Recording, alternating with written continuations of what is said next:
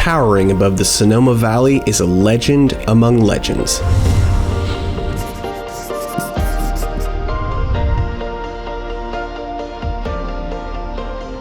To vineyard manager Bernet Royale, working with Monte Rosso's legendary vines is a tremendous honor. Monte Rosso was established back in 1886, and so when I learned at the ripe old age of 25 that I was going to be taking over this land and managing it and leading the farming, I was truly overwhelmed because it's highly renowned, it's very complex. Bernet caught on quick and is now in her 5th year leading the experienced team caretaking the vineyard. I believe this vineyard is going to go on for another 133 years, and I hope that when we look back to this specific time, we all agree that it was still being led in the right direction. So I have a lot of pride farming Monte Rosso.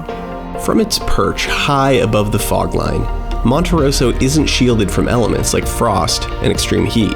So Monte Rosso's climate is hot, so we get a lot of sun. In peak summer, we can see anywhere from 14 to 16 hours of sun a day, which is prime for Zinfandel and really any red variety. And with 500 feet of elevation change from the bottom to the top of the property, Monte Rosso has so much to express. We have 10 different blocks of 126-year-old Zin that ranges from 800 feet in elevation up to 1,300 feet. So when we're tasting through our lower elevation blocks, that's a little bit more lavender, a little bit more floral, a little bit more brighter red notes. And then as we climb up the bench in the 900 to 1,000 foot range, we're getting more of like your red cherry, just your standard Zinfandel, a little bit more chocolate, a little bit more tobacco. And then certainly when we hit that 1,300 feet, it is black and white pepper, it is spice, it is acidity, it is bold, it is, a punch to your jaw a little bit. Equally influential over Monte Rosso's legendary fruit is the soil it's rooted in. We are planted in a red hill clay loam. It's a volcanic soil, very, very nutrient-rich soil that all of the varieties thrive from. These climate and soil influences